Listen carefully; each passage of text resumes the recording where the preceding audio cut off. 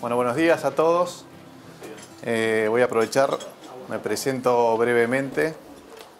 Soy Hernán Gioia, soy socio de By Partners. By Partners es una firma dedicada a trabajar con familias de alto patrimonio, donde le damos un asesoramiento integral. Es lo que se llama un multifamily office, que después lo voy a explicar bien. Esta firma tiene 2 años, empezamos en plena pandemia, somos 3 socios, Darío es uno de los socios que está aquí. Y anteriormente mi vida laboral estuvo con la familia Pérez Compán, trabajé más de 20 años con ellos.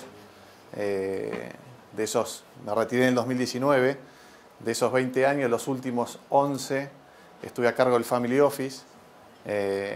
Y también tenía todas las responsabilidades corporativas, es decir, compraba, vendía empresas, tenía a cargo las finanzas corporativas, los CEOs de las compañías me reportaban, fui director de Molinos Río de la Plata, compañía que cotiza en bolsa, compañías que éramos socios del Estado, compañías privadas, compañías en Uruguay, en Brasil, así que, bueno, ahí fue una experiencia bastante rica. Y lo que tiene que ver con el Family Office, para los que no los conocen, la familia Pérez Compán es el señor Goyo Pérez Compán y su señora, y después tiene 7 hijos, con lo cual atendíamos a 8 familias. Una vez que me retiré de ahí, lo que pasaba era cada vez que venía gente del exterior decía, en Argentina no hay family offices, es un modelo que se da mucho en Chile, algo en Brasil, algo en México, pero en Argentina no hay. Bueno, de ahí es que decidimos crear By Partners. Hablé mucho de Family Office, no sé cuántos saben lo que es un Family Office, hay muchos mitos detrás del Family Office, es algo que se siente medio abstracto, así que para ponernos todos en la misma página vamos a hablar de qué es un Family Office. ¿Qué es un Family Office? Nosotros lo que decimos es, a medida que el patrimonio de una familia o grupo familiar va creciendo, se vuelve más diversificado. Generalmente las familias de alto patrimonio empiezan con su empresa, les empieza a ir bien y empiezan a diversificarse, con lo cual la tarea de gestionarlo íntegramente cada vez se vuelve más complicado y empieza a demandar mucho tiempo, y no solo mucho tiempo, sino dedicación y conocimiento especializado en cada uno de los sectores donde está invirtiendo. Es por eso que decimos, manejar el patrimonio de una familia es distinto a manejar el patrimonio de una empresa, con lo cual es necesario canalizar el planeamiento de la gestión a través de un equipo especializado. Ahí es donde nacen los servicios de Family Office, a través de los cuales se centraliza la gestión total del patrimonio. En general son familias de altos recursos. Ahora, ¿qué tipos de Family Office hay? Hay 2 tipos. Está el Single Family Office y el Multifamily Office. El Single es aquellos que se crean exclusivamente para una familia. Lo que en general son familias que tienen más de 100 millones de dólares, tienen una complejidad muy grande, se arman su propio Family Office y no hay una regla escrita de cómo tiene que estar organizado. Hay familias que tienen dentro de su equipo Family Office gente que le hace las compras de activos, que se las administra, hay perfiles más técnicos como abogados, financieros o contadores, pero no es un único modelo.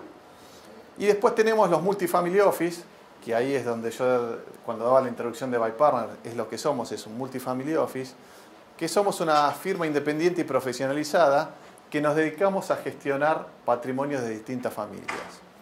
Lo que tenemos ahí contamos con una extensa red de especialistas que tiene como objetivo principal dar soluciones a temas de negocios, temas de finanzas, temas legales y temas impositivos, apoyándose en la experiencia profesional de sus equipos y además de tener contacto con distintas familias donde uno se va retroalimentando.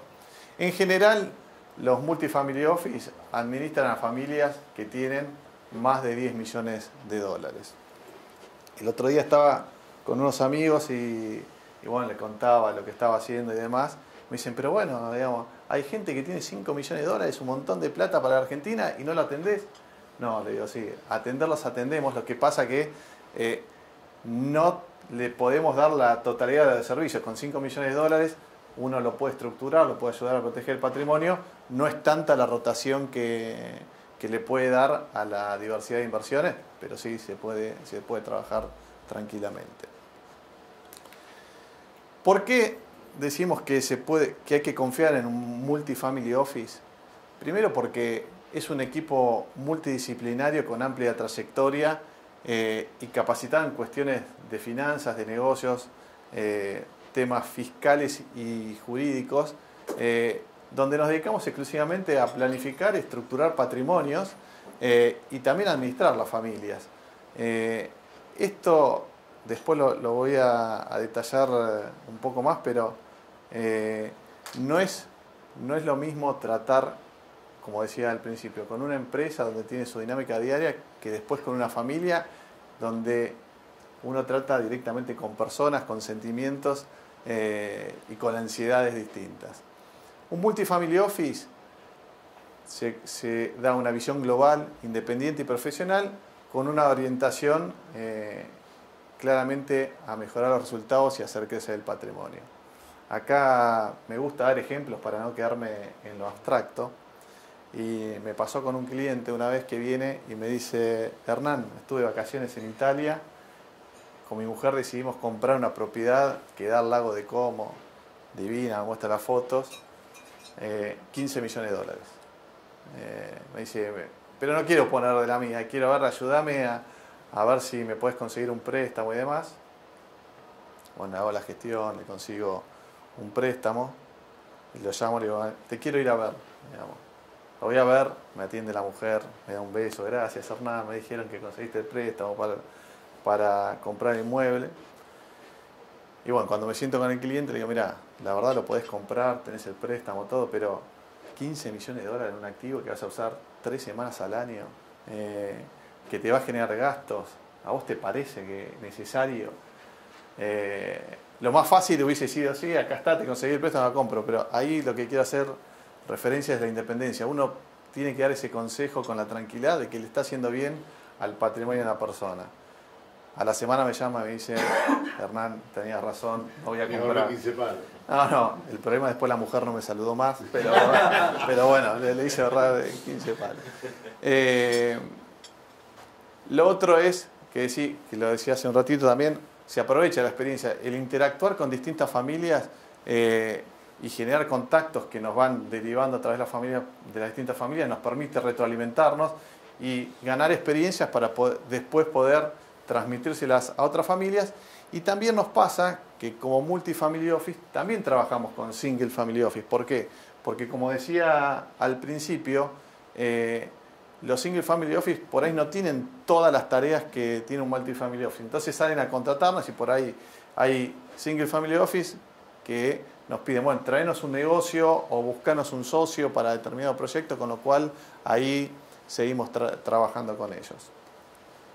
Y por último, se genera una relación de confianza donde el grupo familiar se apoya en nosotros, ya que no solo estamos en gestiones técnicas y de negocios, sino también tratamos de guiar a las futuras generaciones en lo que es capacitación y transmisión de experiencia para que trascienda el legado familiar. Me ha pasado más de una vez que me han llamado y dicen: mi hijo no sabe qué estudiar, a ver, vení, explicarle lo que haces, a ver si le interesa. O me ha pasado familias que en un hijo han delegado un proyecto, me llaman un sábado a la tarde, tengo que echar a una persona, nunca lo hice, a ver, contame cómo se hace. Entonces se genera un vínculo de confianza que va más allá de la relación profesional. Acá lo que queremos destacar es un error común que cometen algunas familias de alto patrimonio, fundamentalmente las que tienen empresa, que es para sus temas personales apoyarse directamente en la empresa. Ahí lo que decimos es que los empleados de la empresa familiar no cuentan ni con los conocimientos ni las habilidades para enfrentar las necesidades específicas de la familia.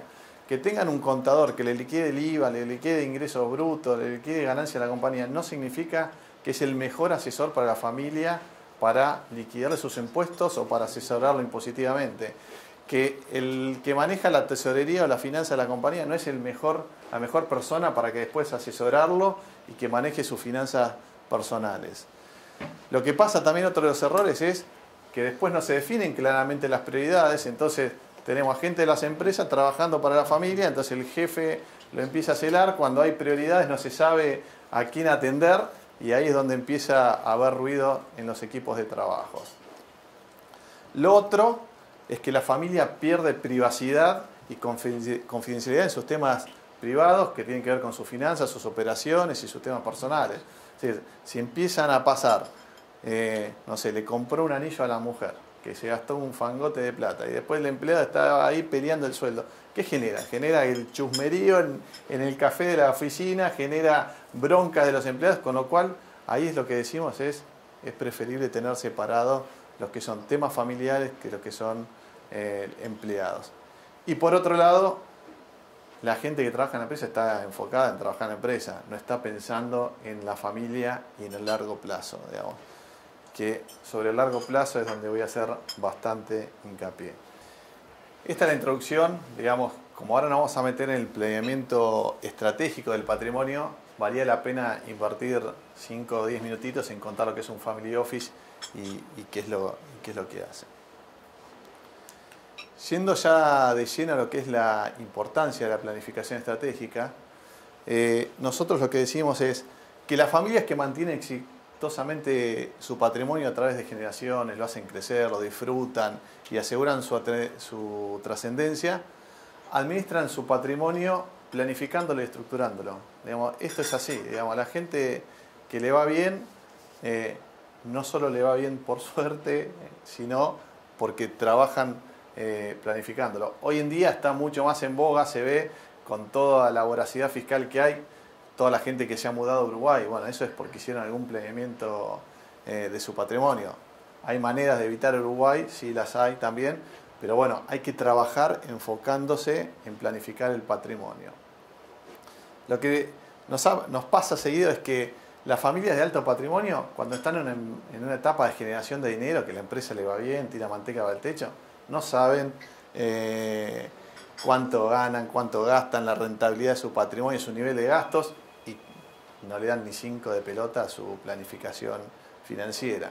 Y nos pasa también que por ahí hablamos con empresarios, nos pasó hace poco, ¿no? Con una persona que nos convocó para ayudarle a vender su empresa, que lo vamos a ver, tiene cuadrito, cuadrazo, la rentabilidad, la ve de un lado, la ve del otro, y ahora cuando uno le pregunta, bueno, a ver, vamos a pensar que vos vendés tu empresa y ahora juntás esta plata, el resto del patrimonio, ¿cómo lo tenés organizado? No tengo ni idea. Entonces, es un mal bastante común, se focalizan tanto en su empresa y dejan de lado lo que es el patrimonio. Y por otro lado, que no es menor, es ante decisiones estratégicas del patrimonio, si no tenemos una buena planificación estratégica, en muchos casos se altera la armonía familiar. Digamos. Esto lo han escuchado varias veces con amigos, conocidos. Si no hay reglas claras para la toma de decisiones, para las responsabilidades, eso impacta de lleno en el corazón de la familia, impacta en la armonía familiar, y ni les digo cuando fallece alguien y vamos a un tema sucesorio. Las piñas se empiezan a volar, con lo cual todo esto hace que sea necesario tener una planificación patrimonial. Nosotros lo que decimos es que sí o sí, para garantizar la eficiencia del patrimonio y el bienestar de las próximas generaciones, hay que tener una mirada a largo plazo. Los argentinos no estamos acostumbrados a mirar a largo plazo. Estamos, lamentablemente, la realidad nos lleva a ver cuánto da la inflación en el mes, cuánto está el dólar, cómo podemos hacer para ganar un manguito, para no perder contra la inflación, y no estamos focalizados en largo plazo. Claramente este es un tema que nosotros trabajamos y decimos, hay que armar un plan, donde se arma un plan de corto, de 1 a 5 años, pero no perdiendo la vista de 5 años en adelante, porque al final tu patrimonio te tiene que rendir toda tu vida. Y otra cosa importante es que no existe una receta única para la planificación patrimonial. No es que vamos con un checklist a Juan, a Pedro, y a partir de ahí vamos y le tiramos. Nosotros para armar la planificación patrimonial tenemos que trabajar exhaustivamente con cada familia para elaborar una propuesta que, identificando sus necesidades, descubriendo sus inquietudes e interpretando sus expectativas. ¿Por qué? Porque lo que es bueno para mí no es bueno para Mariano probablemente, porque el nivel de riesgo que yo tolero por ahí no es bueno para él, porque por ahí mi familia es numerosa y él tiene un solo hijo. Entonces, ahí es donde yo digo, yo soy licenciado en Administración de Empresas, tengo un MBA, y se me empiezan a mezclar las profesiones, ¿no? Porque tengo que hacer un poco de cura y un poco de psicólogo. Cura, porque me tenés que contar todo, digamos. Si yo te planifico tu patrimonio, no me podés estar ocultando. La verdad que a alguien te tenés que contar, porque si no, no voy a hacer un buen trabajo. Y de psicólogo, porque quiero entender. Quiero entender, a ver, si le querés dejar a tus hijos y a uno le querés dejar menos que el otro, o a uno querés poner a gerenciar, déjame entender y te tengo que acomodar la estructura para eso. Así que digo, bueno, ahí es donde se me empiezan a mezclar las profesiones, de las cuales dos no estudié. Y lo que digo, para el hay 3 bases que tenemos que usar para hacer la planificación patrimonial. Primero tenemos que repensar el presente. Si como estoy bien, si los activos en los que estoy invertido son los correctos, si la estructura fiscal sobre la que están apoyados mis activos es la correcta o puedo maximizarla. La segunda base es resguardar el futuro, como les decía hace un rato. Tengo que estar planificando para que mi patrimonio me alcance, me sobre de acá hasta que deje la tierra, digamos. Y también trabajar en el legado, trabajar en qué le quiero dejar a mis hijos, cómo se los quiero dejar, si los quiero dejar organizados, si los quiero dejar lo más fácil posible para que el día que no esté no se meta ni un síndico ni un juez, entonces tengo que armar alguna estructura acá o en el exterior. Así que esos son los 3 pilares. Y lo que, para concluir, es, para diseñar una estrategia patrimonial destinada a generar resultados consistentes y sustentables, nos tiene que dar la provisión necesaria para proteger, maximizar y diversificar el patrimonio y a la vez propiciar un traspaso ordenado a la próxima generación. Y esto lo subrayé a propósito, ¿no? Porque el proteger tiene que ver también con el traspaso ordenado. Ahí hay estructuras fiscales, estructuras fiduciarias y societarias donde le creamos a la familia alguna protección para varias cosas, ¿no? Por un lado es ante la voracidad fiscal que estamos viendo día a día en Argentina, ayer tuvimos otra noticia, es cómo minimizar ese impacto. Hay maneras de hacerlo. Y por otro lado, lo que decía hace un rato, ¿no? El traspaso ordenado hacia la próxima generación, que cuando no estén el padre o los padres, los hijos no se peleen porque ya en vida dejó todo ordenado, que no haya celos, que no haya peleas. Lo que es maximizar, nosotros ahí entra la otra pata, ¿no? Que es, bueno, analizamos el patrimonio y vemos el retorno de sus activos y ver si está maximizado o no el retorno que tiene. Nos pasa que los argentinos en general tienen su empresa y, como decía, después empiezan a crecer en su patrimonio. Y la buena noticia para Mariano es que a todos los argentinos les gusta el real estate. Están todos con real estate. Dicen, estoy diversificado porque invierto en real estate. Y lo que vemos mayormente es que no están invertidos en real estate, que tienen real estate. Porque nos pasa que tengo 2 departamentos, tengo en Recoleta, tengo uno en Palermo, tengo un departamento de Pozo Nordelta, un departamento en Miami. ¿Y qué renta te da? Ah, bueno, no, los Recoleta la verdad valen un montón y no los puedo alquilar, los tengo ahí. El de Miami lo uso para irme de vacaciones. Entonces, eso no es estar invertido, es tener exposición a real estate, pero no te está dando los retornos. Entonces, trabajamos mucho eso. Y lo otro que trabajamos es en la diversificación, ¿no? Hay un viejo teorema que dice que hay que estar invertido 1/3 en economía real, 1/3 en real estate y 1/3 en instrumentos financieros. Eso es lo general, nosotros trabajamos en particular con cada familia, pero lo que nos pasa es que encontramos a muchas familias que le tienen temor a estar invertido en lo financiero. Digamos, ¿por qué? Porque piensan que es una timba, porque les da miedo ver todos los días que su acción pueda subir o bajar. Bueno, lo que tratamos de hacer ahí es ver con ellos de qué manera invierten y le podemos hacer algún tipo de fronting para que no trate directamente con los banqueros y tengan esos temores. Cuando uno está con la planificación patrimonial, lo tiene que analizar en 3D, digo. Son 3 dimensiones distintas que uno tiene que estar focalizando al mismo tiempo para que todo esté coordinado y se pueda maximizar. Primero es la personal, ¿no?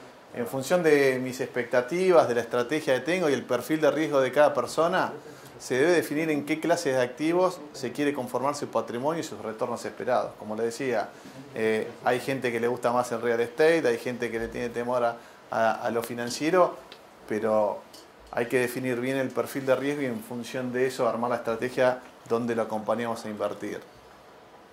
Y después, lo otro que se tiene que trabajar también es en un correcto balance entre los ingresos que genera el patrimonio y los egresos que uno tiene para asegurar la prosperidad en largo plazo.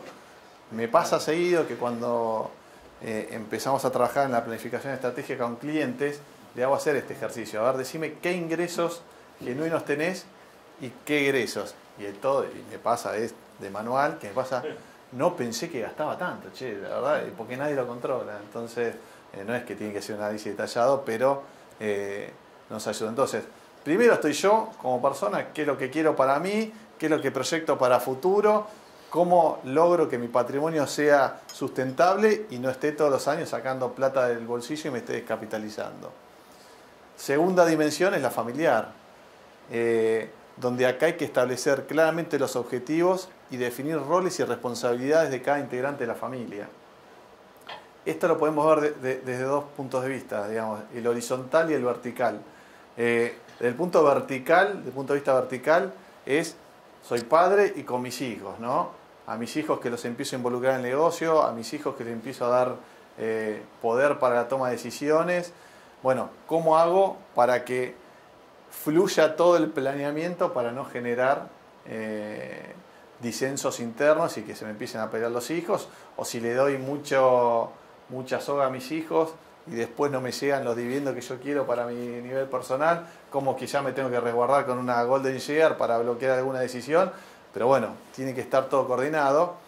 Y al nivel horizontal también nos pasa que tenemos familias que por ahí son segunda generación de empresarios y son hermanos los empresarios, ¿no? Entonces, ¿cómo hago para ponerme de acuerdo con mi hermano lo que son los retiros y lo que es la planificación de la empresa? Por ejemplo, si uno quiere sacar más dinero de la empresa porque quiere hacer una inversión alternativa y el otro dice, no, quiero seguir, no retirar porque quiero aumentar una línea de producción, bueno, ¿cómo hago para que todo eso fluya y no me termine impactando en lo personal?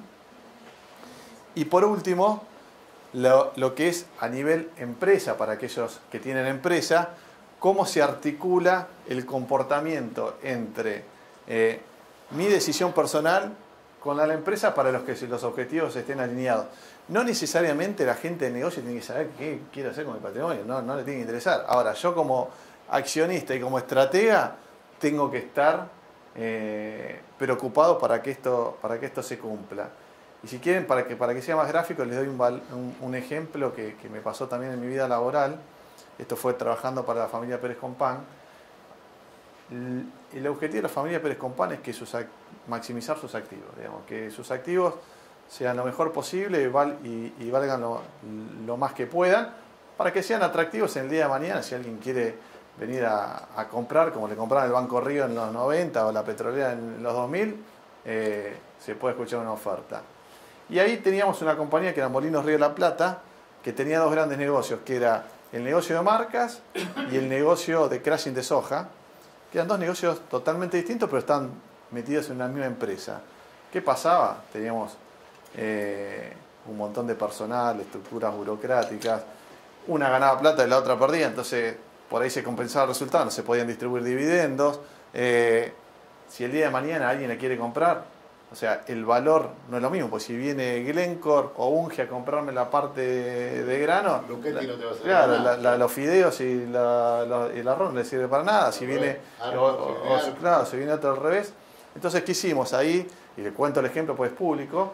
Se hizo un split de la compañía, quedaron dos empresas, Molinos Río de la Plata y Molinos Agro, con lo cual hoy valen más, se maximizó el valor de la compañía y eso es lo que digo, está alineado lo que piensa en lo personal con lo que es la empresa y negocio. Ya terminando, digamos, y no es menor, lo dejé para lo último, es otro aspecto importante del planeamiento patrimonial es el aspecto sucesorio, ¿no? La planificación sucesoria, pero cuando hablo de planificación sucesoria hablo en el sentido amplio, ahora lo vamos a ver, digamos. ¿Por qué? Esta frase déjenme leer porque es importante. Creemos que anticiparse a las cuestiones sucesorias es la mejor manera de resguardar la armonía familiar. Esto no hay que perderlo de vista. Porque tener un plan de acción no solo da seguridad sobre el futuro y disminuye las posibilidades de tensiones y desacuerdos, sino que también trae serenidad al presente. Esto no saben la cantidad de casos que no está más la primera generación y cómo se destruye valor en las segundas generaciones. Por eso, lo que decimos, que se tiene que trabajar. Es inteligente, digamos, de parte de la familia, de los padres, trabajar en armar estructuras societarias y fiduciarias. Primero, para proteger el patrimonio familiar y maximizar la eficiencia impositiva y sucesoria. Esto lo vine diciendo durante la presentación. Pero por otro lado, también, y ahí está el sentido amplio, es diseñar protocolos familiares que ayuden a definir esquemas de toma de decisiones de gobierno sobre los activos que componen el activo familiar. Ahí se ven también los celos. De repente tengo dos hijos, los pongo a trabajar a los dos en la empresa, uno le gusta más la parte operativa y otro tiene más visión general y lo pongo de CEO. ¿Y cómo hago, digamos, ahí para que no generar celos? ¿Y cómo los remunero para que uno no se sienta perjudicado de más? Con lo cual es importante trabajar en todo lo que son protocolos familiares. Y por último, también es importante capacitar y colaborar con cada integrante de la próxima generación para que puedan hacerse cargo a futuro de la gestión del patrimonio y no que el día que los padres no estén, de repente le cayó algo de arriba del cielo y no saben cómo manejarlo. ¿Por qué? Para participar activos como gestores o accionistas de las empresas familiares. Y acá también lo subrayo porque es importante. Porque puede pasarnos que algún hijo nuestro tiene el día de mañana va a heredar una empresa y por ahí es artista o es médico y no tiene nada que ver. Entonces hay que sacarle esa vocación para que no se meta en la empresa. No, lo que hay que enseñarle es ser accionista. Digamos, quizás hay que armar un plan para profesionalizar el management y que esa persona que no le interesa trabajar en la compañía sepa pensar como accionista para que en definitiva no lo caminen y pueda maximizar ese valor.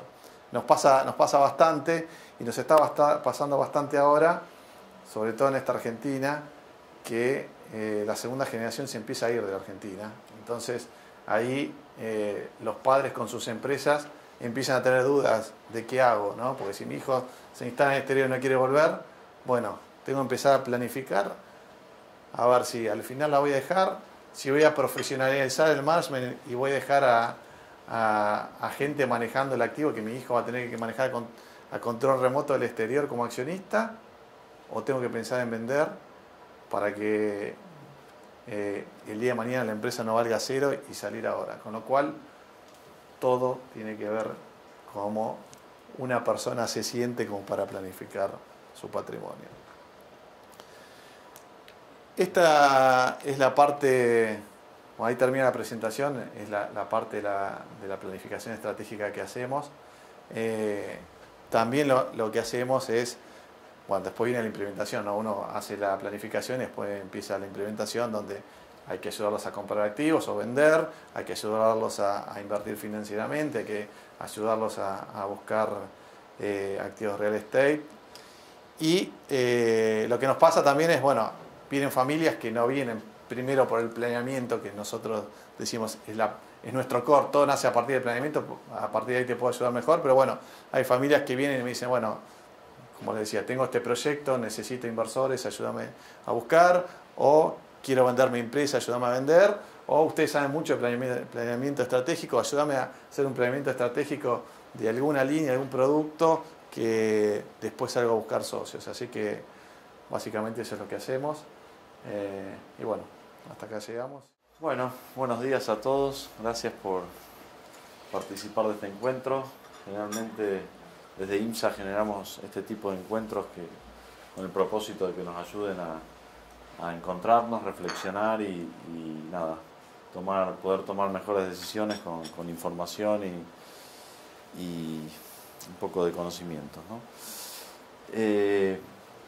Llevamos 20 años en Real Estate, soy el CEO de IMSA, invirtiendo en Real Estate. Los primeros 8 años con un grupo de amigos nos atrevimos a invertir en Estados Unidos. Empezamos por el año 2000, 2001 y luego de 8 años de aprendizaje, digamos, creamos un modelo de inversión profesional que es muy similar al que llevan adelante los 200 jugadores más importantes del sector, que son bancos, asset managers globales y fondos, ¿no? Entonces, la idea es compartirles un poco nuestro modelo, nuestra visión de los mercados y qué tenemos que tener en cuenta a la hora de invertir en real estate, como decía Hernán, para maximizar los retornos, porque generalmente vemos que muchos inversores y familias hacen mucho esfuerzo para construir durante décadas un patrimonio y luego la parte familiar o patrimonial personal les cuesta mucho, digamos, dedicarse y maximizarla, ¿no? Entonces, como Hernán colabora con familias en la protección y maximización de ese patrimonio integral, nosotros estamos enfocados en esa conservación e incremento patrimonial de lo que es la parte inmobiliaria, ¿no? Bueno, entonces, ¿cuáles son las claves de la inversión profesional, ¿no? O sea, hoy la inversión profesional está concentrada, como decíamos, en 200 jugadores que gestionan 8.5 trillones, ¿no? Y para empezar con esto les voy a hacer una pregunta a ver qué les parece. ¿Cuánto creen que de esta inversión global está, digamos, llega a Latinoamérica? O sea, de lo que invierten los 200 fondos globales, que son los que manejan de alguna manera el partido de lo que es la inversión en real estate. ¿Qué porcentaje creen que llega a Latinoamérica, por ejemplo? 8, 10. ¿Quién más se anima? 10. 3. 3, 4. 3, 4. Entre 5 y 10. Menos del 1. ¿Quién? Ok. Muy bien. ¿Y a Estados Unidos? El 92 que me queda. 80. Sí. A la mía. 50. 50. 30. Ok. ¿Europa? 20. Bueno, acá viene. Entonces, la clave nuestra, o sea, la más importante de todas es la visión de los ciclos. Todos los mercados suben y bajan, todos. Argentina, Estados Unidos, todos. Entonces, la clave es, obviamente, estar en la fase de recuperación y expansión y evitar la corrección y la recesión. Por eso, la inversión inmobiliaria profesional es global, digamos. El que gane dinero en forma permanente, sostenida a largo plazo en un solo mercado, es un genio y yo me gustaría aprender de él, porque no hay forma de obtener un alto retorno, alto, si hablamos de 1, 2%, 3%, que te provee solamente la renta, se puede lograr tranquilamente, pero si querés hablar de retornos de 2 dígitos sostenidos a 20, 30, 50 años en el largo plazo, es imposible lograrlo en un solo mercado. Ay, esperen que les quería preguntar algo, se me pasó un slide. Vamos de nuevo. tasa de apreciación anual de un inmueble en el largo plazo, en dólares o en euros, en moneda dura, ¿En dónde?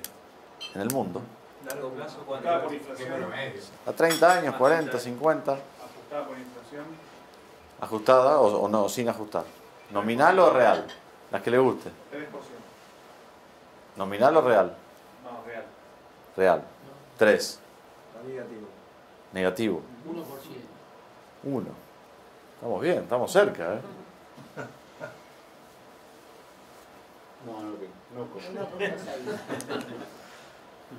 Esto se da en todos los mercados del mundo, ¿eh? Este es un ejemplo de Estados Unidos, una serie la más larga que tenemos estadística.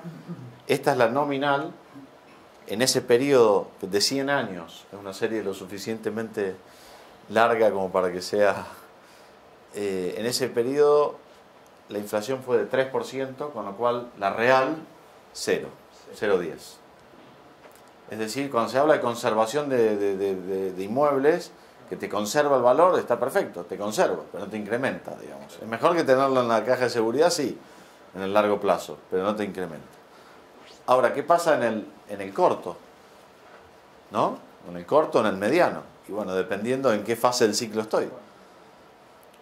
¿Cuánto creen que aprecia un inmueble en la fase de recuperación? El mercado se cae y me vienen 3 a 8, 10 años, dependiendo del tipo de activo y el mercado. Algunos mercados y activos recuperan en 3 o 4 años y a otros les lleva hasta 10. Pero más o menos la brecha, el rango de recuperación es de 3 a 10. ¿Cuál creen que es la tasa, digamos, anual de recuperación de un mercado? O de recuperación y expansión, ¿no? Cuando después se estabiliza, después corrige. Pero ¿cuánto creen que puede llegar a ser? ¿Real o nominal? ¿Real o nominal? Vamos a la nominal, para hacerlo más fácil. En dólares o en euros, en cualquier mercado del mundo. Tengo estadística argentina de 15, 20. ¿Anual o en todo el periodo? Argentina 2002-2007, 15,8. Ciudad de Buenos Aires. Pero es ejemplo eso. Brickell 2010-2015, 13,3. Barrio Salamanca de Madrid 2015-2020, 12,1. O sea, están todos ahí, están todos 13,6. Esto fue Estados Unidos 2002-2007. 2010-2015 se repitió el mismo margen. Es decir, estás 10% arriba. Entonces, imagínense que en 6-7 años vos duplicás el valor, lo que en una inversión pasiva que compro un activo y me lo quedo 25-30 años me lleva a duplicarlo, ¿no? Entonces, te ahorras 20 años de vida si lees el ciclo. Así me dijo un señor que fue un gran maestro, pobre, ya no está más con nosotros.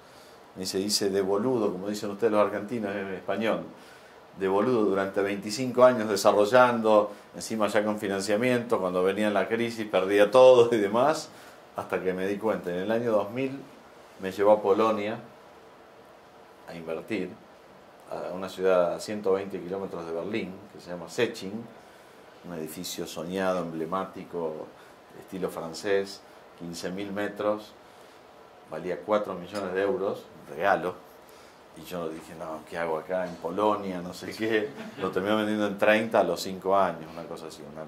Porque en el 2003 entró en la Comunidad Europea y en 2006 todos los que invertían en Alemania, en España, en Italia, en Francia, como está sumamente inflado, se fueron todos para Europa del Este. Voló por el aire. Bueno, situación global. Nada, esto... un poco la economía, pero esta está desactualizada. Este es el crecimiento que se preveía antes de la guerra y demás. Hoy estamos 1,5 puntos promedio bajo, pero bueno, en fase de recuperación. Acá está la otra pregunta que les había hecho. Latinoamérica 1%. Este 1 se distribuye en Chile, Brasil y muy poquito Colombia y Perú. Y México, perdón. Estados Unidos se lleva el 50% de la torta, tremendo. La profundidad y la liquidez de este mercado es... Y Europa 33%. El resto, bueno, Asia.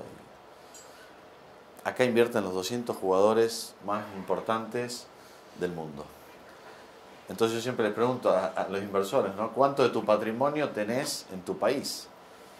Porque si los 200 jugadores más importantes, más rentables del mundo, la ponen acá, algo habrá que aprender de ellos, ¿no?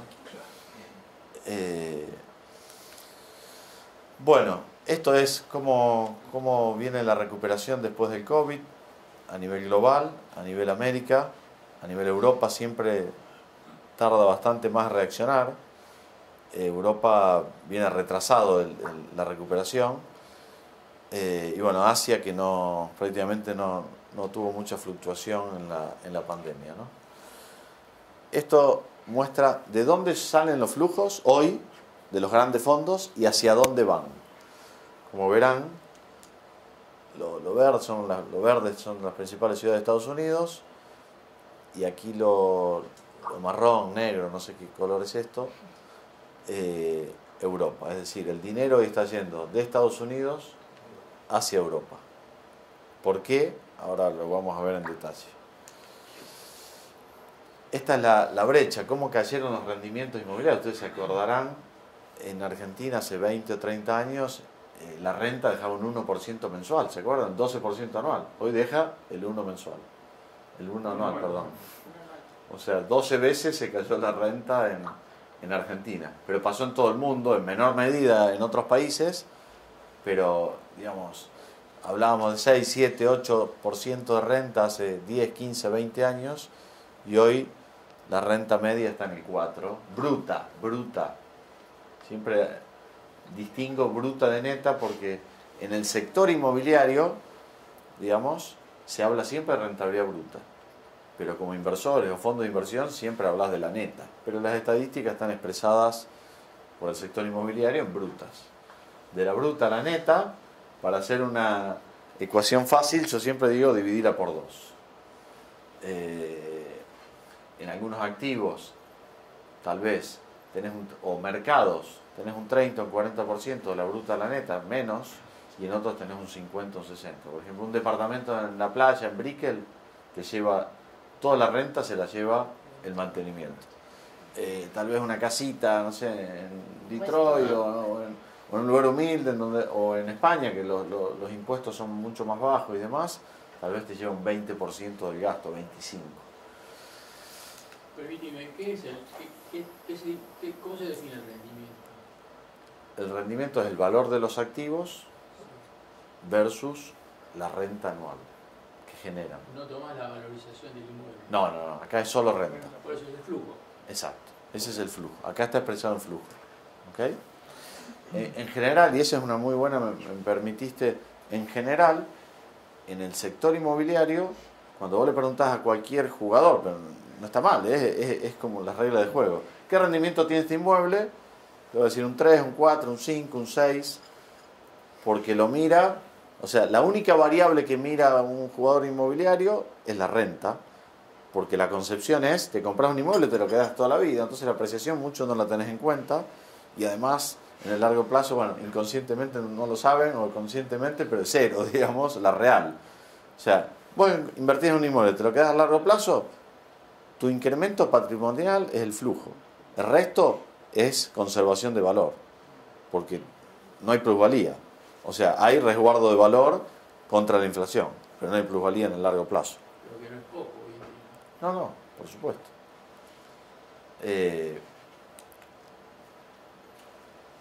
Esto es cómo se fue abriendo la brecha. Siempre real estate, o sea, un inversor le exigía alrededor de un 50% más de renta a real estate para invertir en real estate versus a un bono del Tesoro de Estados Unidos, ¿no?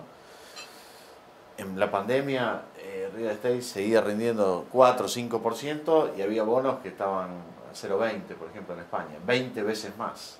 Ahora, bueno, los bonos recuperaron algo, ¿no? Pero se amplió mucho la brecha y esto explica la demanda, o sea, la ampliación de la brecha y la inflación que hay hoy a nivel global muestra, digamos, y el exceso de liquidez que hay. Nos comentaba los otros días Claudio Suchovicki, en los últimos 2 años se emitieron el equivalente a los últimos 57 años. O sea, es una cosa de loco. Yo cuando escuché ese dato no lo podía creer. O sea, En Argentina también, ¿no?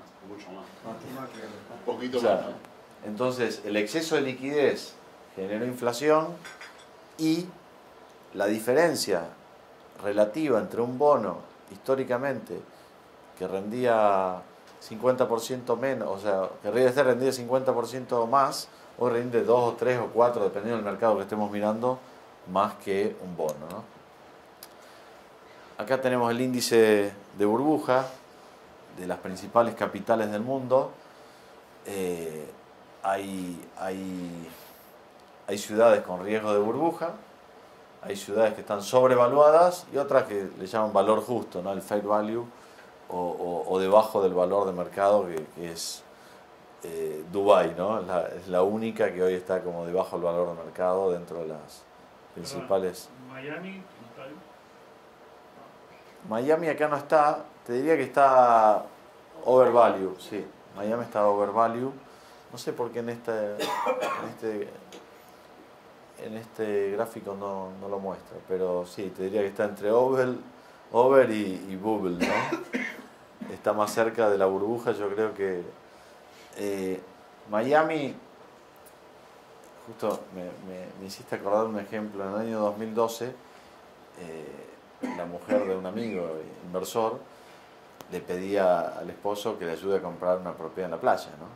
Digo, pero no quiero decir el nombre, pero le digo, no tiene sentido. O sea, la playa era comprada en 2008-2009, ya estamos llegando al 2013, no hay más negocio. O sea, vas a comprar a valor de mercado, te va a costar 40.000 al año mantenerlo y dinero no vas a ganar. Por lo menos si compras barato y quieres darte un gusto, te compensa el gasto porque la plusvalía que vas a tener y demás. No, que esto, que lo quería comprar, y se va un día a un desarrollador, imagínate los desarrolladores allá son, y me atendió el desarrollador y me lo vendió con muebles y todo y esto y lo otro. Bueno, conclusión, pagó un palo 200, ni siquiera estaba enfrente de la playa, en un edificio que está a dos o tres cuadras, ¿no? En Sunny Isles. Bueno, pasó, estaba feliz él, la mujer y todo.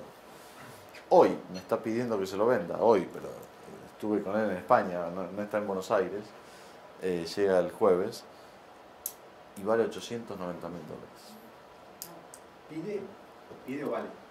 No, él me decía, no, menos de un palo no lo vendo ni pedo. Bueno, si querés pedir 3 palos, pero, o sea, hoy te lo van a comprar, con suerte, se vendieron a 8.45, 8.35, si querés le ponemos 8.90 para ver si alguien pica, pero... la mujer de él debe saludar. Y 4 años después entró en una inversión con nosotros en Naples, que la vendimos hace 3 semanas, y se llevó 150% o sea, 50% renta en 6 años y 100% de apreciación. O sea, el timing en esto es todo. Y vos decís, bueno, pero era Estados Unidos, ¿cómo uno bajó y el otro? Claro, el otro ya estaba en los máximos. Mirá, yo aprendí esto en el año 2001, cuando hicimos las primeras aproximaciones, inversiones. Yo me había quedado con unas participaciones en unos departamentos y demás. Había entrado muy barato en Sunny Isles, $257 el pie, que serían $2.500 el metro. En unas torres que se llamaban Ocean Grand, y estábamos muy preocupados porque no empezaban a construirse. Ya estábamos con abogados, empezando a mandar cartas, hacía 2 años que tenían que empezar y no arrancaban. Claro, Sunny Isles era, o sea, todos hotelitos viejos, y este era un mega proyecto, 800 unidades, y el banco, como en cualquier parte del mundo, país desarrollado, si no vendes el 60-70%, no te libera los fondos para empezar la construcción. Y no llegaban a vender 500 unidades, era un mercado nuevo en aquel entonces. Y nos llega una carta que habían cambiado el nombre, ahora se llamaba Trump Grand. Estaba el hotel y 280 y Collins. Increíble, se vendió todo, voló por el... Es más, decían que iban a poner un casino, nunca se dio eso, pero increíble. Y ahí empezó Sunny Isles, época de esplendor. En el 2006 empezamos a vender, estábamos construyendo, haciendo cosas acá, necesitábamos liquidez, acá no había financiamiento, habíamos comprado algunas tierras en el 2002, 2003, y me acuerdo estaba en México, sobre una unidad que habíamos pagado 7.20, estaba listada a 1.599 y nos llega una oferta a 1.550. De los cuales, de los 720 habíamos puesto 144.000, que era el 20%, porque el 80% te lo financiaban. Habíamos puesto en Pozo, en el 2001, 144.000. Llega oferta a 1.550. No, ni en pedo. El mercado estaba, o sea, en llamas, ¿no? No, ni en pedo. O me dan 1.599 o no vendo. Lo vendí 7 años después a 1.300. Sacá la cuenta de cuánto perdí. Entonces ahí aprendí el ciclo, pero a rajatabla, o sea, fue el mejor aprendizaje que tuve en mi vida, que me llevó de alguna manera a pensar en este modelo. Entonces, ¿qué pasa hoy en Estados Unidos? La vivienda está 55% arriba del máximo alcanzado en el 2008. En la plena burbuja. 55% arriba. ¿Qué les parece? Ahora, esto es segmento por segmento. Esto principalmente se dio en la vivienda clase media o media alta, pero de ciudadanos. Si vamos al mercado de Manhattan o vamos al mercado de Miami, Brickell, La Playa, no pasa esto. Recién está en los 2008, 10% arriba, 10 abajo, dependiendo del tipo de activo. Ese mismo departamento que vendí en el 2013 a 1.3, después llegó a 1.8 en el 2017, bajó a 1.250, 1.3 en el 2019 y hoy está a 1.5 de nuevo. O sea, está al mismo precio que hace 15 años atrás. Entonces, no todos los mercados, eso es lo divertido que tienen. En el mismo mercado, en el mismo momento, vos tenés activos que suben, otros que están flat y otros que bajan. Porque cada tipo de activo, cada ubicación, cada segmento está impulsado por variables diferentes. Entonces, se acordarán en Argentina, en el 2002 cayó. En el 2004 todo Palermo, Belgrano, Barrio Norte ya había recuperado todo lo perdido. Después siguió subiendo. Ahora, si vos te ibas al interior o Gran Buenos Aires, o barrios más periféricos de capital, recién en 2004-2005 tocaban fondo.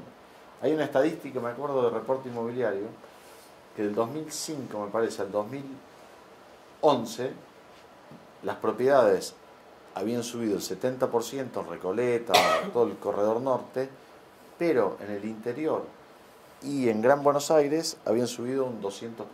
¿Por qué? Porque inicialmente no habían subido. En cambio sí habían subido y recuperado ya acá, del 2005 al 2011, ¿no? Entonces, eso es lo divertido. No es lo mismo un local comercial, una oficina, o sea, está todo impulsado por variables distintas. Entonces, la clave está en entender un poco esas variables y saber cómo ir moviendo las fichas para poderte quedar más tiempo en un mercado. Porque si entras en Barrio Norte en 2002, saliste en el 2005, porque ya recuperó, decís, ¿qué hago ahora? ¿Me tengo que ir de mercado? No, me voy al segmento que todavía no recuperó y me voy moviendo. En real estate, en mi experiencia, en la vida haces algo que te va bien y lo repetís, ¿no? Normalmente, es lo lógico. En real estate no funciona. Si en los últimos 5 años te fue muy, muy bien en algo, volver a repetir ese éxito es casi imposible. Porque si te fue muy bien en algo, fue porque estabas en fase de recuperación o expansión. Pero eso se termina. Entonces, me tengo que ir de nuevo al mercado que tiene recorrido, ¿no? Fíjense lo que fue la variación anual 2021, 16,8, una locura. Que hablábamos que en el largo plazo es del 3,1. Ya venía duplicando la tasa de apreciación anual, pero lo que pasó en Estados Unidos es que antes de la pandemia bajaron las tasas. Un préstamo hipotecario a largo plazo pasó del 4% al 2,5%. Generalmente el mercado inmobiliario en los países desarrollados se maneja por las tasas.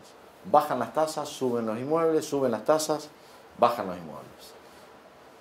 En esta ocasión, ahora están subiendo las tasas, pero hay otros condicionantes que hacen que no esté muy clara la película, ¿no? Que son la inflación, el exceso de liquidez, la demanda tan fuerte que hay por real estate y la escasez de oferta y el incremento de costos. Eso está haciendo que hoy... Claro. Miami, los chilenos, los colombianos. Pero eso está haciendo que hoy, digamos, esa ecuación que era de manual, subían las tasas, te bajaba real estate, hoy no esté tan tan directamente alineada y proporcional como era antes.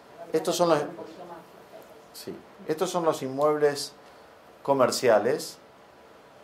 16 subió también el año pasado. 52 en promedio están arriba de la burbuja y acá está segmento por segmento.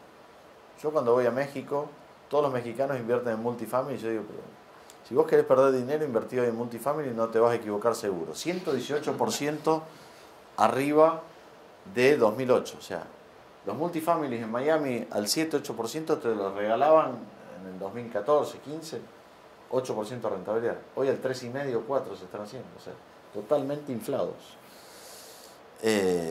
Una locura. Increíble. Y Entonces, el caso de, por ejemplo, Cava, ¿qué está? ¿En qué fase? Por ejemplo, lo que es toda la parte inmobiliaria de la ciudad de Buenos Aires. bueno, acá es un mercado muy difícil porque no hay mercado. O sea, si no tenés un mercado líquido con bancos que financian y demás, es como muy difícil predecir dónde estás. Pero yo creo que basado en los ingresos, o sea, para al final un inmueble vale determinadas cantidades de horas hombre, ¿no? Tenés el usuario, que vale por lo que la gente gana, ¿no? El PBI por cápita. Y el inversor, por cuánto dinero puede ganar. Me dicen que un local comercial acá rinde un 1%, y yo digo, ¿cómo puede ser?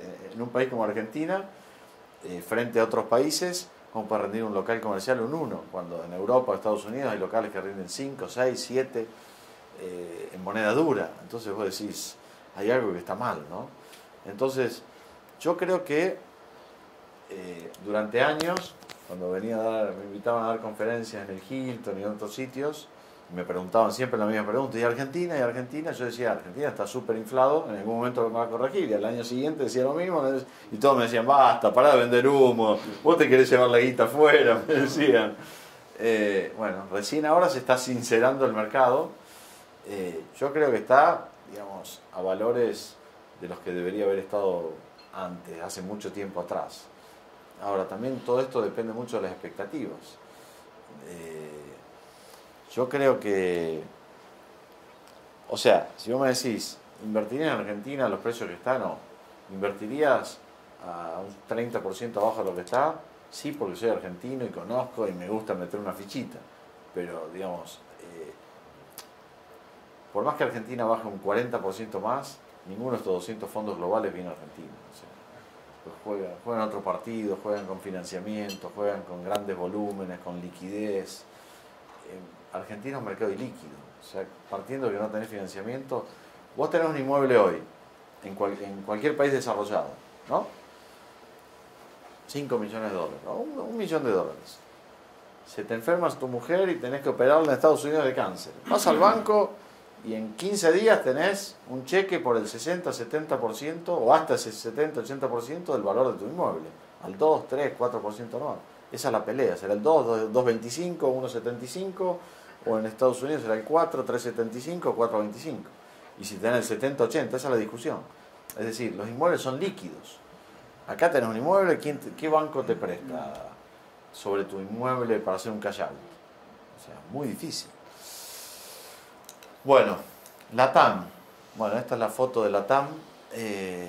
La mayoría de los países corrigiendo, ya esto es un proceso que lleva 4 o 5 años. Y con la suba de tasas y demás, yo creo que Latinoamérica, además, como sabemos, toda la liquidez que llegó a Estados Unidos y a Europa, a Latinoamérica no llegó. Con lo cual, la salida de la pandemia y demás, creemos que va a llevar un tiempo más, ¿no? Tiene de contrapeso, digamos, el tema que los commodities hoy están altos, con lo cual creo que eso va a ayudar un poco a la caída que venía teniendo Latinoamérica. Bueno, España. Hoy vemos que los 3 países más atractivos del mundo son España, o sea, el mundo desarrollado, España, Italia y Grecia. Nosotros veníamos viendo ya Italia hace un tiempo, con intenciones de entrar, hace unos 2 años, antes de la pandemia. Luego vino la pandemia, volvieron a aparecer muchas oportunidades en España, que todavía las había. Así que bueno, pusimos un poco stand-by Italia, pero ahora estamos retomando ese plan.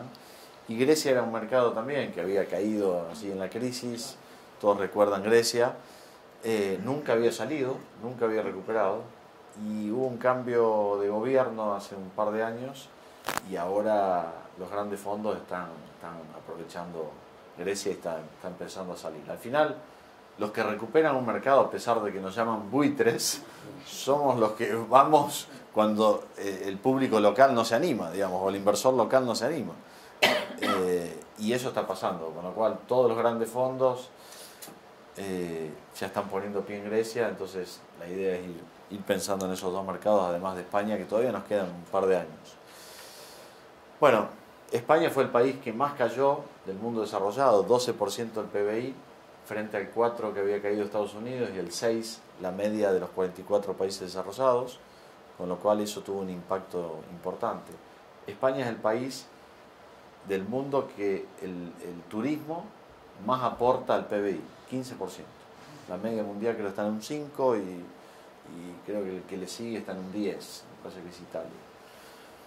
España en los últimos 30 años, desde el 90 al 2019, si vos comparás los 4 competidores que tenía a nivel turismo, a nivel mundial, que son Italia, Francia, México y Estados Unidos, esos 4 países duplicaron, algunos 90%, otros 110%, pero duplicaron en esos 30 años el volumen de turistas.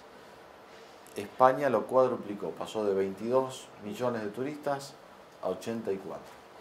Francia en el 2019 era el número 1 con 88, pero con el crecimiento que venía teniendo España se preveía que el año próximo, el 23, ya fuese el país número 1 del mundo en turismo. Increíble. Yo cuando leí esas estadísticas decía, pero ¿cómo puede ser?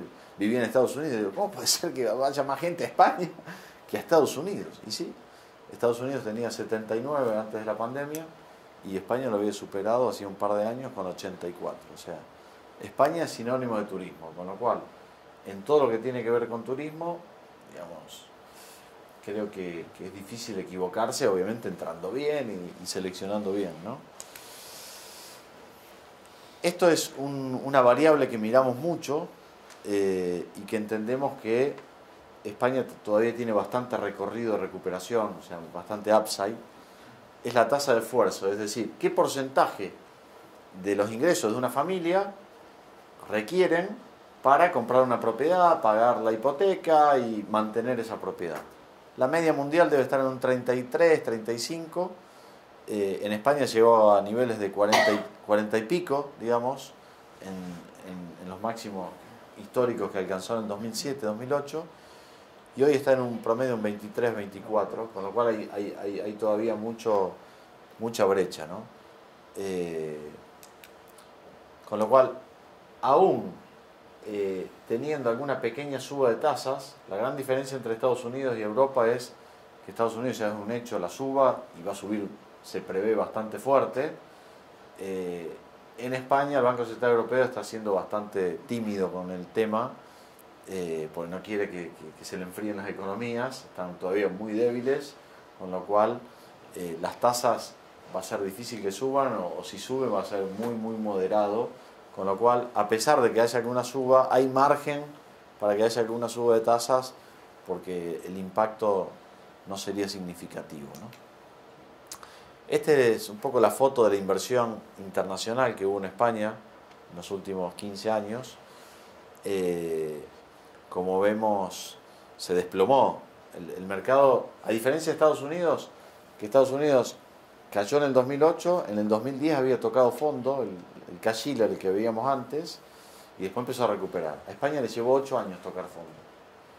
O sea, nosotros empezamos a seguir España en el 2010, y mirábamos, tenemos 104 variables que seguimos, macroeconómicas, institucionales, del sector inmobiliario en general, y después de cada segmento de activo, y veíamos que no bajaba, o sea, decíamos, cada vez había más volumen en los bancos de ejecución, y los precios bajaban 3% anual, 4%, decíamos, ¿esto qué pasa?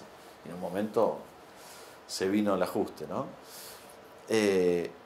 Con la llegada del banco malo, porque iba a explotar todo el sistema financiero, y se creó un banco que le llaman malo, hicieron una calificación de riesgo de todos los bancos, y calificaron de nivel 0, 1, 2, 3, 4, 5. 0 había 3 bancos, Bankinter, BBVA y Santander, que los hicieron aportar dinero a ese banco malo como accionistas, y el Estado salió a avalar y emitieron un bono a 15 años de 50.000 millones. Metieron 53.000, 3.000 de los accionistas, 1.000 cada uno, más 50.000, y con esos 53.000 fueron, dependiendo del grado de riesgo que tenían los bancos, a absorberle todos esos activos tóxicos. De hecho, en nuestra web todavía hicimos una entrevista a uno de los directores del Banco Malo hace muchos años, cuando empezamos en 2015, 16. ¿Lo llamaron Banco Malo? Se llama Sareb, pero en la jerga se llama Sareb, Sociedad de Reestructuración y demás. Y le hicimos ahí una entrevista y muy interesante. Estaban en la mesa chica y dijeron, ¿qué hacemos, muchacho? Explota. Y de hecho estaba una organización previa al Banco Sareb, se llama Fonavi, y ahí es donde se cocinó, bueno, creemos el banco, invitemos a estos muchachos, esto, los otros. Pero bueno, resultados, ahora le muestro en qué está. Una gráfica más adelante muestra el inventario del Banco Malo. Entonces, esta es la foto residencial, como les decía. 2008, 2016. Toca fondo. Octubre del 2016. Fue el mínimo. Y acá estamos. Estamos todavía 30% abajo versus Estados Unidos 55 arriba, como veíamos antes. Esto es residencial y obviamente es la media, ¿no? Si vos vas a Barrio Salamanca, nosotros hablamos de la miopía del inversor internacional, que es la misma que tuvimos nosotros cuando empezamos a invertir hace 20 años. Los inversores locales, cuando vamos a invertir extranjero, pensamos que un mercado está representado por la parte premium, ¿no? Por el Puerto Madero, por Brickell, por Manhattan, por Barrio Salamanca en Madrid, y creemos que eso representa el mercado. Y eso es menos del 1% del mercado. Y esa parte del mercado funciona totalmente distinta al otro 99%. No tiene nada que ver. Ustedes habrán escuchado, no, tal mercado ya no es negocio, no, tal... Claro, no es negocio esa porción pequeñísima del mercado, que cuando un mercado cae todo el mundo va a eso, porque la gente local que tiene dinero quiere aprovechar alguna ganga ahí, y la que viene de afuera le da confianza a ir a Brickell, a la playa, a Manhattan, a Puerto Madero, a Palermo. Pero muchas veces el negocio está en Constitución, en Lanús, en Quilmes, en Paraná, en Corrientes. Pero bueno, hay que tener esa visión, ¿no? Entonces, si vos me preguntás, ¿cómo es la curva de Barrio Salamanca en España? ¿Cuándo tocó fondo? Noviembre del 2013. ¿Cuándo recuperó? Acá, en el 17 ya estaba acá, Barrio Salamanca. Se recuperó en 3 años y medio, no llegó a 4 años. Ahora vos te vas a 20 kilómetros en la periferia de Madrid y todavía estás acá. Perdón, estás acá. Tenés 30-40% para volver a estos niveles, ¿no? Bueno, seguimos. O sea, uno es el barrio en el cual vivirías y el otro en el cual tendría que ganar vida. Claro, pues la masa, el volumen en los bancos y demás está en el otro tipo de inmuebles. Generalmente los inmuebles super premium ni llegan a los bancos, llegan y se absorben así en 2 años. El resto lleva años. Por ejemplo, en Italia, ejecutar una propiedad lleva 12 años. ¿Por qué Italia no recuperó frente a España? Porque el 92% del inventario todavía está siendo ejecutado. O sea, todavía no está en manos de los bancos. Tienen la deuda los bancos. Entonces los grandes fondos inmobiliarios no quieren ir a litigar, a esperar años, pelear con todos los italianos. Hasta que ese inventario no pase a estar adjudicado en los bancos, no llegan. Y si no llegan, no recupera. Esta es la curva de Italia, fíjense. Todavía nunca llegó a despegar. De hecho, acá estaba empezando a acoso y le vino el COVID y de nuevo. O sea, desde el año 2008 que está bajando Italia. 13 años de caída. Nosotros íbamos a poner un pie en el 20, porque veíamos que ya estaba empezando a dar la vuelta. En esto es muy importante salir a tiempo, que es la decisión más difícil, porque cuando vos mirás para atrás y decís, che, le contás a tus amigos, dupliqué la guita, boludo. En 5 años sentado acá y laburando como un negro, no gano nada en mi empresa. No te querés nunca de esa fiesta, jamás. Entonces, la acción más fácil para ejecutar que tiene un inversor, porque comprar en banco, leer los ciclos, moverse de un mercado a otro, es un laburo. Pero una vez que vos ya tenés el activo, ¿qué es lo más fácil? Levantar el teléfono, decirle a cualquier inmobiliaria, vendémelo, o a tu asesor, liquidalo. Eso es muy fácil de ejecutar, pero es la más difícil de tomar, digamos. Ahora, es tan importante salir a tiempo como no anticiparse. Hay gente que entró en España en el 2010, apenas empezó a bajar, dijo, no, hay que ir a España ahora, que se pinchó la burbuja. Se comió 6-7 años más de caída. Hay gente que entró en Italia en 2012, 13, 14, 9 años de caída más, o por lo menos. Entonces, esto al final es tiempo, dinero, es preferible. Como las recuperaciones llevan de 3, 4, en lo premium y en lo muy exclusivo, a 10 años, ¿para qué te querés anticipar? Y no hay que ser vidente. Hoy, con las estadísticas, nosotros de cada ciudad, de cada barrio, tenemos estadística trimestral de la evolución de precios. Cuando lo ves caer 10 años seguidos en rojo y pasa un día verde y el segundo trimestre verde de nuevo, el tercero, y empieza a crecer esa curva, decís, bueno, ahora llegó el momento, vamos. No hay que ser vidente, digamos, y hay que ser paciente. ¿Por qué anticiparse? Si tenés todo el tiempo del mundo, tranquilo. Bueno, las tasas, nada, hoy te financias al 2%. Una vivienda, primera vivienda, te financias menos del 1 todavía. 0,65, 0,75, 0,80, increíble. Tasa fija 30 años. Cuando es un inmueble de inversión, 2, 2,25, 1,85, 2,40, dependiendo qué tipo de inmueble, quién lo toma el préstamo, etc. Disculpame, ¿esa tasa de interés dónde es? Esta es en España. Ah, no. Sí, ahora estamos hablando, todavía seguimos en España. Este es el inventario del banco malo todavía. Bajó 40%, pero le queda el 60%. Y ya se consumieron 10 años, le quedan 5 para avanzar. O sea que ahora se viene el reviente. O sea, quedan 5 años y le queda el 60% del problema. En 10 años resolvieron el 40% del problema. Entonces, y hay 100.000 millones todavía quedan en los bancos. En el 2014 había 280.000, que fue el máximo nivel de exposición, y hoy quedan 100.000, de los cuales Sareb tiene 30.000, de los cuales mitad es adjudicado, ya están en poder de ellos, y mitad es deuda que están todavía ejecutando. Bueno, España, rápido, un par de... Nada, el Euribor recién llega a 0, hasta hace poco estaba negativo. En enero de este año fue el mínimo de la historia, 0,505 negativo. Y ahora, bueno, empezó a recuperar, está en 0. La tasa de interés ya lo hablamos, la caída, rebote que tuvo, pérdida de trabajo, se recuperó a pesar de que va a ser la tercera temporada que el turismo está muy afectado, porque sí se compensa con algo de turismo local, pero el turismo local no gasta una moneda, o sea, la caída del turismo fue 70-80% del turismo extranjero, que es el que realmente lleva el dinero, ¿no? Y a pesar de eso, yo estoy sorprendido, la desocupación que se generó en el COVID ya se recuperó y ahora sigue bajando, digamos. O sea, ya está a los niveles pre-COVID sin el dinamismo del turismo, ¿no? Entonces, nada, creo que en ese sentido los números van a ir mejorando bastante, ¿no? A diferencia de otras crisis, el nivel de endeudamiento es muy bajo, tanto de empresas como de particulares. Entonces eso mejora mucho la posición de cara al default de las empresas y de las familias. Sin embargo, ya está habiendo un incremento en la morosidad, ejecuciones hipotecarias y demás. Bueno, en un par de encuestas salió el segundo país más atractivo dentro de los 44 desarrollados para radicarse, y Madrid la ciudad número 1 del mundo para vivir. Eso está generando, o sea, me cuentan amigos que lideran fondos, dice, que viven en Londres, dice, hace 20 años estos encuentros globales de fondos y demás, de España ni se hablaba. Hoy España está dentro de los países más importantes del mundo para invertir. Entonces, ha cambiado muchísimo. El tema de Barcelona generó, digamos, todo este tema político, social y demás, generó que mucha gente se radique en Madrid.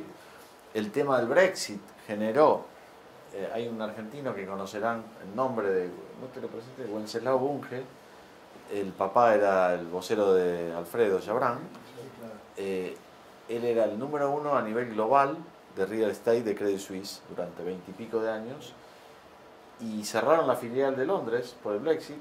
Llevaron 730 personas a laburar a Madrid, se radicaron allí y pusieron la filial de Europa en Madrid, y él lleva ahora el CEO para España y Portugal.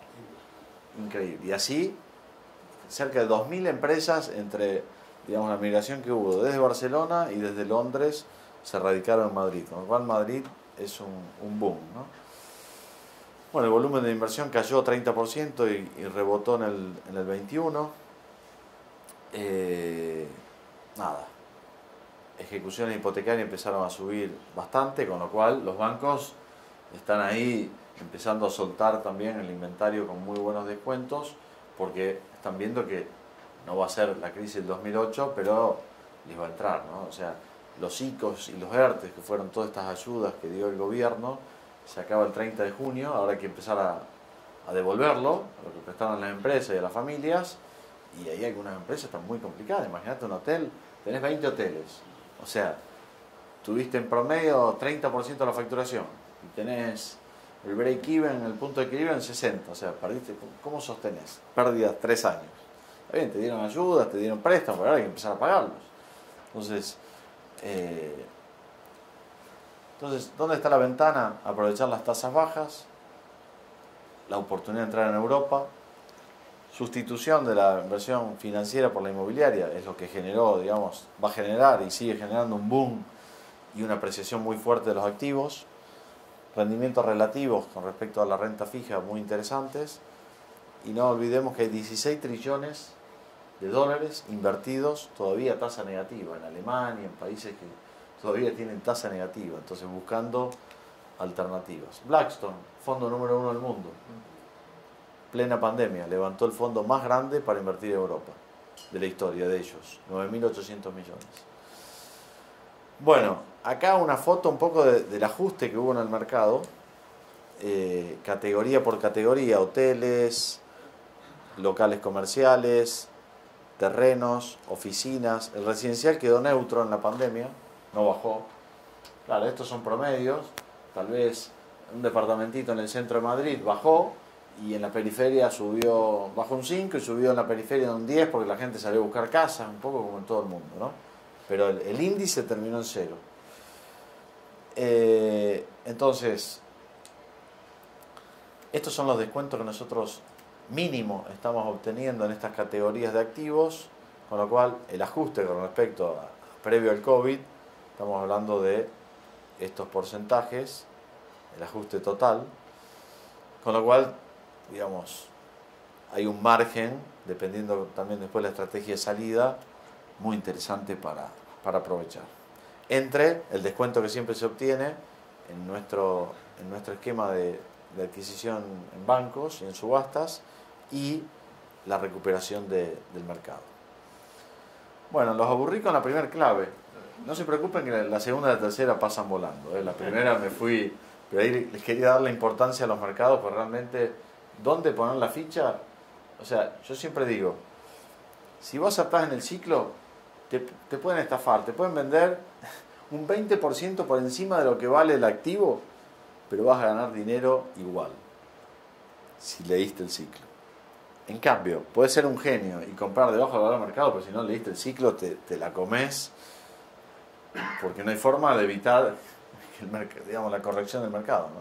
La pérdida en la corrección. Bueno, hablamos, acá está la clave, compra en banco y en subastas. O sea, en los países desarrollados pasa siempre lo mismo, es decir, se produce la burbuja, la gente luego sube la tasa, la gente no puede pagar las hipotecas, los inmuebles pasan al banco y los fondos vamos a ser el puente hasta que los bancos recuperan la liquidez y pueden volver a prestar nuevamente y el mercado se empieza a dinamizar, ¿no? Nosotros en Miami en el 2010-11 comprábamos casitas, digamos, edificios que tenían viviendas que habían costado en el 2008 300.000, 250, 200, la pagamos 40, 45, 50 regaladas. Y ese mismo señor que le íbamos a golpear la puerta cuando comprábamos la propiedad en subasta, le decíamos, acá está, salimos adjudicados, se tiene que ir, nos decía, por favor, dejanos de inquilino. Bueno, está bien, si yo lo queríamos para alquilar, ¿no? Lo poníamos de inquilino, y a los 4 o 5 años él nos venía a golpear la puerta a nosotros y nos decía, ahora ya recuperé mi crédito, ya hay préstamos bancarios, quiero recomprarte la casa. Y se la terminamos vendiendo al mismo dueño que había perdido la casa en su momento. De Pelibarro. No, le vendía valor de mercado. Lo No. alquilaste, No, nada, lo compraste nada. barato, y alquilaste y se lo diste arriba. No, yo le ayudé a que recupere su casa. Dos maneras de mirar. ¿Viste? Un servidor. Lo mismo pasó en Detroit. En el 2015, cuando nos quedamos sin negocios en la Florida, porque ya no podíamos comprar con fuertes descuentos en los bancos y subastas, los bancos habían vendido casi todo el inventario, el usuario final ya tenía préstamo, con lo cual estaba muy dinámico el mercado.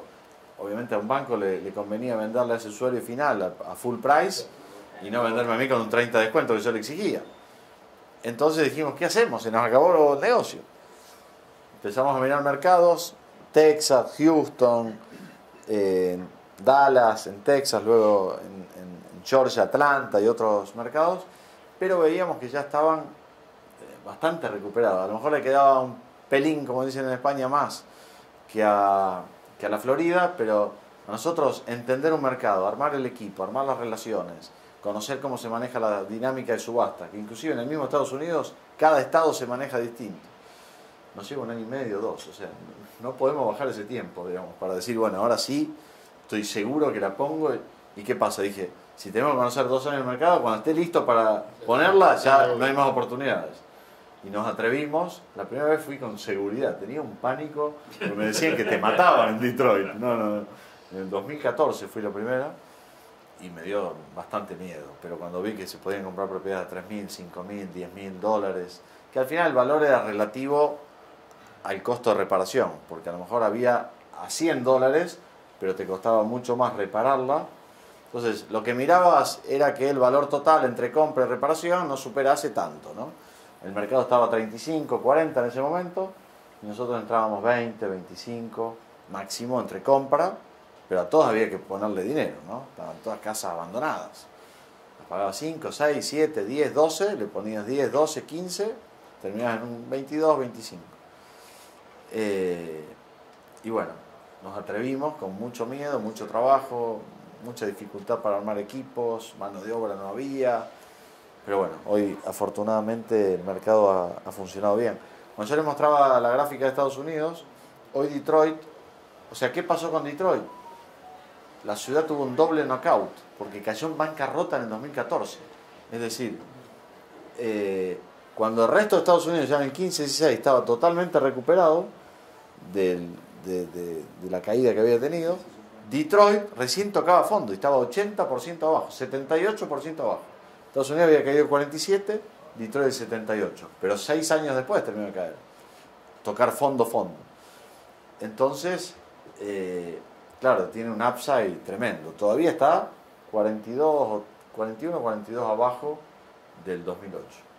Es decir, que dentro de Estados Unidos tenés un submercado que tiene un ciclo que nada tiene que ver con todo el resto del país, ¿no? Pero bueno, lo que nos dejó tranquilo que cuando nosotros fuimos, Dan Gilbert, que es el dueño de Quicken Loan, la compañía más grande de préstamos hipotecarios, que era oriundo de ahí, había metido 2.000 millones, compró 80 edificios emblemáticos soñados de 40, 50 pisos que estaban abandonados.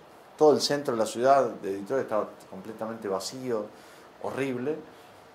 Renovó todos los 80 edificios y trajo 20.000 personas de su compañía a vivir y a trabajar ahí. Tremendo, ¿no? Dicen, bueno, es socio de Warren Buffett y dicen las malas lenguas de Donald también. Por eso Donald le apostó mucho en su gestión a Detroit, la reindustrialización, había muchísima capacidad ociosa a nivel logístico, industrial, y muchas empresas se reposicionaron allí. Y todas las tecnológicas, metieron muchos incentivos, todas las tecnológicas, Google, LinkedIn, Facebook, están todas allí. Es como tener un Silicon Valley low cost, digamos, como un China dentro de Estados Unidos, donde el costo de vida es 1/3 que en California, ¿no? Bueno, y la última, crear valor en la gestión, es decir, las 3 variables son: leo el ciclo, ¿no? Para apreciar altas tasas, compro barato con fuertes descuentos, 30, 40, 50% de descuento de lo que hoy vale, y creo valor durante la gestión. ¿Qué me permite comprar con mayor o menor descuento? En parte también es cuánto estoy dispuesto a gestionar, ¿no? O sea, este hotel, con el, supongamos, no sé si lo alquilan o es del dueño, lo El explotan. dueño. Supongamos que esté alquilado a Sheraton, vale un dinero, ¿no? Si está vacío vale mucho menos, si hay que rehabilitarlo vale menos, y si hay que rehabilitarlo y a su vez está ocupado ilegalmente por un ocupa ilegal que entró, pateó la puerta y entró, o por un inquilino moroso que la ley complica y no te lo permite sacar, lo voy a comprar mucho más barato. Y es el mismo activo. Y ahí viene, bueno, pero es mucho más riesgoso. Yo doy fe que el señor tiene una oficina muy linda en el barrio de Salamanca, que lo fui a ver, lo vemos con el pañuelito siempre, y él sacaba ocupas de Madrid. Él sacaba ocupas, no mandaba Había que aprenderlo, hay que negociar con los muchachos. Había que ir los primeros había que ir a aprenderla, para después delegarlo tenés que hacerlo. Yo también lo vi sacar ocupa de Detroit. No, bueno, mirá. Con esta ropa no. En Detroit es más difícil. ¿No? Sí.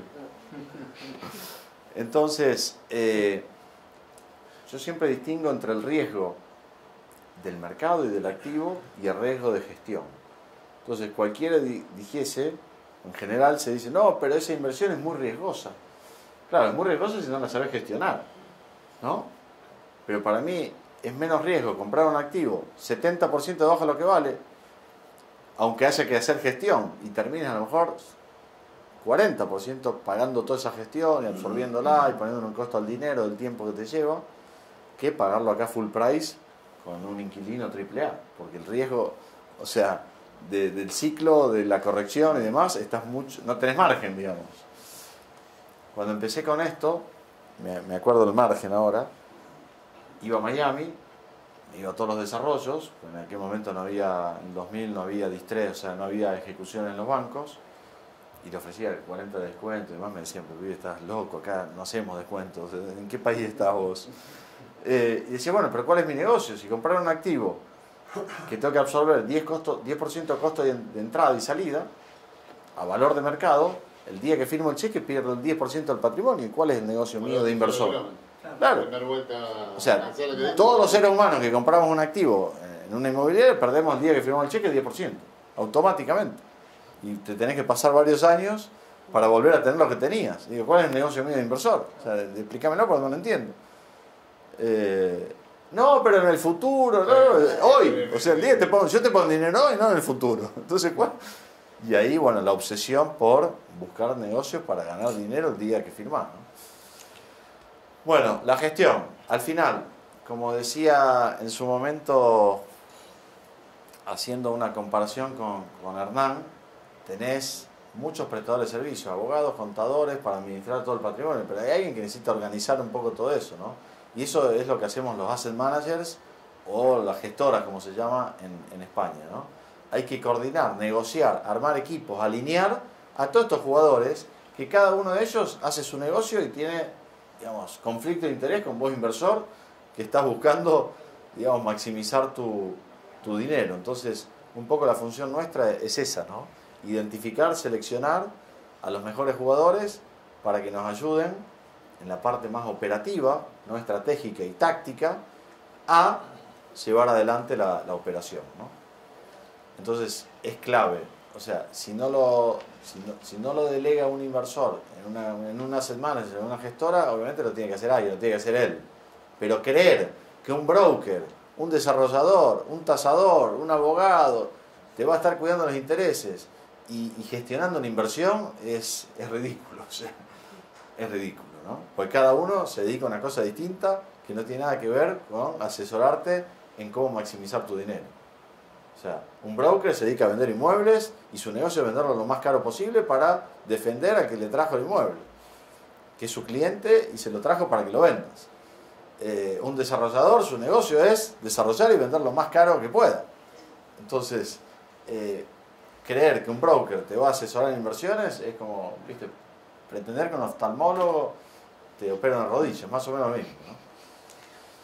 Bueno, ¿cómo se agrega valor? Lo que hablábamos antes. En la parte jurídica, nosotros compramos deuda con colaboración, significa que compro la deuda pero negocio con el deudor que tiene hoy la posesión del inmueble, que en el día que le compro la deuda al banco ese señor me ceda ese inmueble. A cambio, como dicen en España, de un bocadillo, ¿no? De algo. ¿Cuál es la ventaja? Que tenés como certeza en el tiempo, compras deuda y dependiendo del proceso que esté, no controlás a ciencia cierta los tiempos, ¿no? O sea, siempre tenés un margen. En cambio, de deuda con colaboración, vos te aseguras que el día que vas al notario a comprarle la deuda al banco, en la otra sala está el deudor que hiciste un acuerdo y te va a ceder el inmueble y convertís esa compra de deuda en la compra de un inmueble. ¿Cuál es la ventaja? Que la deuda la compras con más descuento en un banco y siempre ese descuento adicional es mayor que el bocadillo que tenés que darle al deudor. Luego podés pasar por subasta, pues siempre esa deuda es ejecutada en subasta y en subasta la compras vos, la compra otro inversor o se la lleva el banco porque no obtuvo el valor que quería, ¿no? Luego cesión de subasta, cuando el banco se adjudica a él en la subasta el inmueble, hay una instancia previa a que esté adjudicado al banco en donde el banco, antes de inscribirlo en los libros y ponerlo en sus balances, prefiere cedértelo y que vos lo vayas a inscribir y ahí te da un descuento adicional que cuando ya está adjudicado, que es la última fase. Nosotros compramos en la una generalmente son más inversiones personales o de nuestros socios, porque bueno, no queremos exponer a la incertidumbre del tiempo a los inversores, ¿no? En las otras son más ciertas, ¿no? Está todo mucho más controlado, entonces generalmente las 4 últimas son las más habituales. Obviamente cuanto más arriba voy, más descuento obtengo. Y desde el punto de vista de la gestión que hablábamos antes, el descuento que consigo es mayor cuando tengo que rehabilitar y desalojar que cuando tengo que solamente rehabilitar y alquilar, o alquilar o cuando ya está el activo impecable con un inquilino, ¿no? Cuanto más gestión estoy dispuesto a hacer, al final nos terminamos transformando en empresas de servicio de los bancos. Los bancos tienen un problema y vos, en función de los servicios que estés dispuesto a prestar, con los activos que te interesa adquirir, más descuento le haces por esa gestión, ¿no? Bueno, esto está. Y ahora, como resumen, decimos que hay 2 grandes caminos, ¿no? al invertir.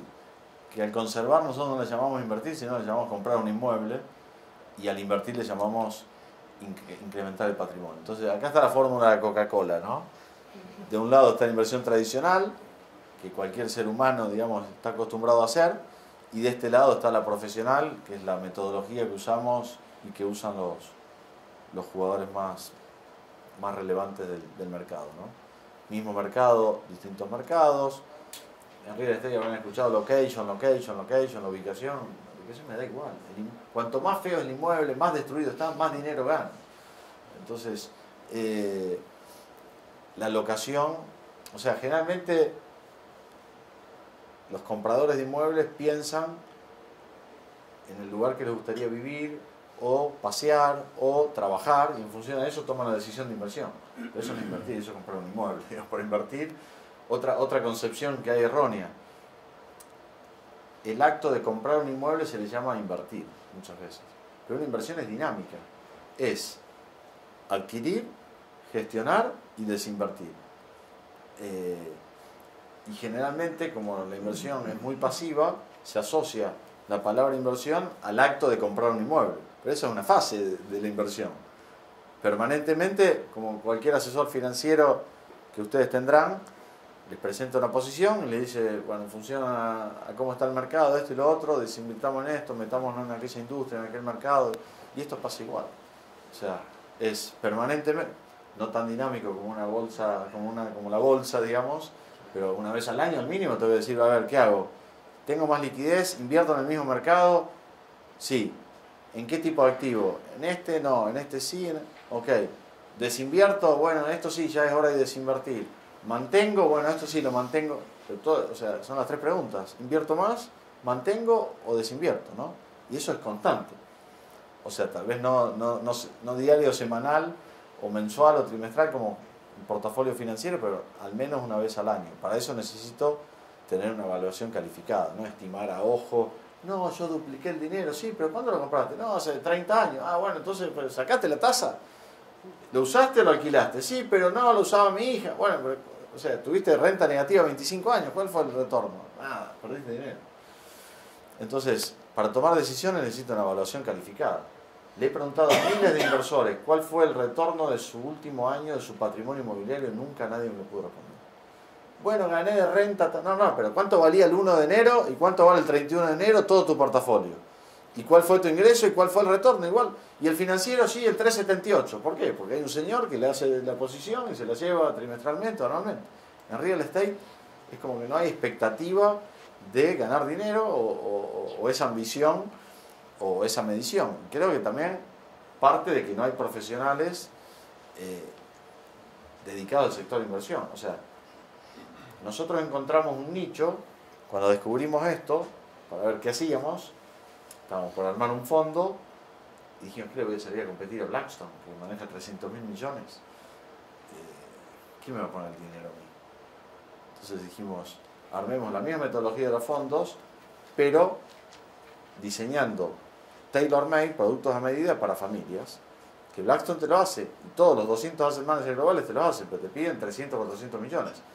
Al alcance de quién están, familias billonarias o fondos institucionales. Con lo cual dijimos, ahí hay un nicho de trabajar para familias, pues si no, la familia alternativa que tiene invertir profesionalmente, invertir en un papel de estos fondos. Pero si la familia quiere mantener sus ladrillos en su poder, el control absoluto, no tiene alternativa. Entonces queremos esa alternativa. Y eso es lo que hicimos, ¿no? Crear un modelo para que cada familia, en función a sus objetivos, perfil de riesgo y demás, pueda tener un portafolio a medida, controlado absolutamente por la familia, y nosotros ser los prestadores de servicios, digamos, que los ayudamos a ejecutar la estrategia que previamente en conjunto definimos, ¿no? Entonces, adquisición de activos, valor de mercado, adquisición con descuento, lo que hablábamos antes, mantiene, rota los activos, rentabilidad de una variable, de 3 variables, lo que hablábamos antes. Allá se mira solamente la renta y acá son las 3. Descuento en la compra, tasa de apreciación y renta. Y bueno, ¿quién gestiona esto? No se ve allí abajo, broker, desarrolladores, y acá los jugadores que comentamos antes, ¿no? Bueno, estas son las estrategias, ya termino, ¿eh? Estas son las estrategias de real estate, las 5 clásicas estrategias. Generalmente los grandes fondos institucionales o las familias muy tradicionales o la inversión tradicional se da acá, compro un activo y me lo quedo toda la vida, ¿no? Core son edificios muy emblemáticos, en muy buenas ubicaciones y demás, que tienen una renta, hoy promedio está 2,5. Core Plus son aquellos activos que tienen alguna posibilidad de mejora, o mejorar el contrato de alquiler, o darle una lavada de cara y demás, pero también siempre activos muy bien ubicados y demás. Luego ya entras a Value Add, que es valor añadido, que ahí entran rehabilitaciones, construcciones, o sea, requiere ya la gestión, ¿no? Luego la parte oportunista, que es la lectura de los mercados, desplazarse de un mercado a otro, y la parte distress, que es lo que hacemos en los bancos comprando, son ejecuciones hipotecarias, sería lo mismo, ¿no? Distress, default. Entonces lo que hacemos nosotros es mezclar estas 3 estrategias todo el tiempo. Compramos distress, aprovechamos el ciclo y agregamos valor en la gestión comprando activos que requieran gestión. Bueno, ahí estamos listos para preguntas. Nada, tenemos oficinas en Miami, en Detroit, en Madrid, en Ciudad de México y aquí en Buenos Aires.